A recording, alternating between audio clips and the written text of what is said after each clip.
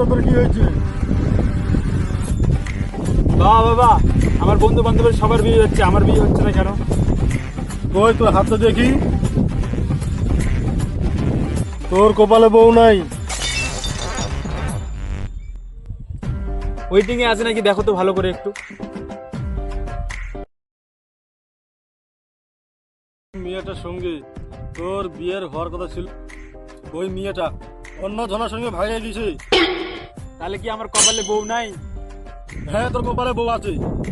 যে মেয়েটার সঙ্গে বিয়ে হওয়ার কথা ছিল, তার ভাতা তাকে 2 বছর পর ছেড়ে দিবে, তারপরে তুই পাবি।